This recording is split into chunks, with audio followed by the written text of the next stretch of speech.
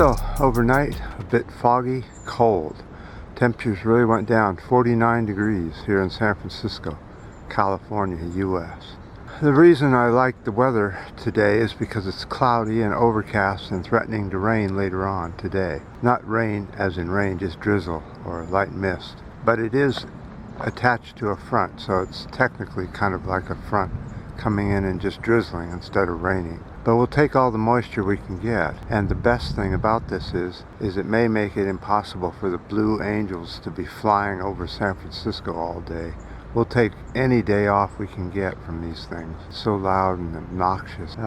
Last year they canceled the Blue Angels air show altogether, including Fleet Week. Wish they did the same this year.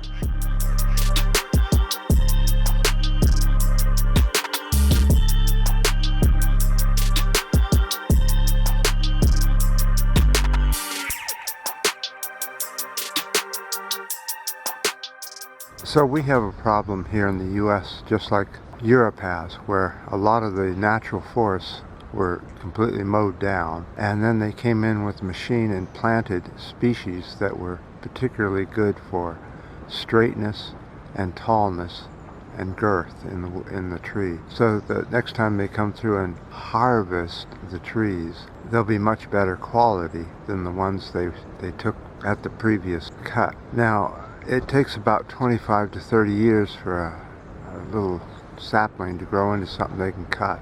And they'll cut it right away nowadays. They don't let them grow very much. They have too much. They use chipboard, sawdust board, all these synthetic resins mixed with sawdust and making material out of that. So they don't have to wait for the tree to grow any further, and they can immediately plant again after that with some new modified trees. And what you end up is just a giant farm of trees. It's not really being left alone or anything. It's not being planted the way it was before. It's being planted as the corporation wood processing mill wants it to be. But that makes sense. But the big thing is that we need to phase out trees altogether as a source of material to build with or anything else with. It needs to be left alone and let it rejuvenate for about 25 to 30 years. And then if they want to go in selectively cut, all right. But this clear cutting and just mile after mile of clear cuts on the landscape, it's terrible. Europe has the same problem. They have these forests that are just, rows and rows of trees. They're all in rows.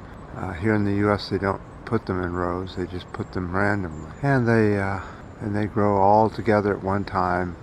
And you get this all homogeneous forest, and they come in with a cutter and cut it all down and plant it over again. But that doesn't help the wildlife that's there to have all the trees cut down at once. That's why they should, if you have to cut trees, it should be selectively under heavy regulation and cost a fortune to buy.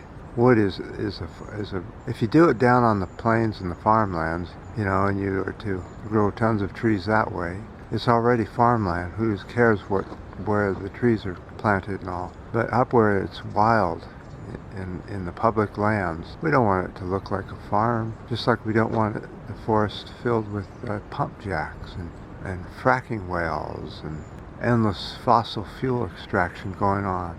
That's just wrong. And I feel like they know it's wrong. They know that land was not put there for the oil companies, but yet whether it's a D or an R in office, they seem to push the fossil fuels. They always do, regardless of whether they're left or right.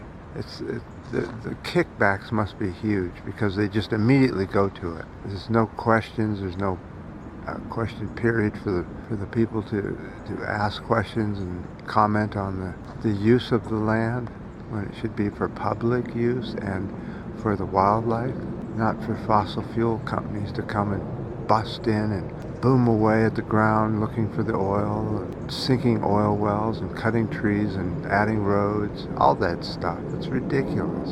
What a terrible waste for our public lands here in the US and over in Europe as well. So, around where you live, What's your forested area like? Do you have any great forests around, or do you have any areas that you can go hiking in, or is it pretty much just all private land? I would appreciate your comments on this video, and I appreciate all the comments on the last video. As we begin to rain, possibly today, they're saying it might rain some, but I am hearing some droplets, so might be time to put the camera away and head on out. And until next time.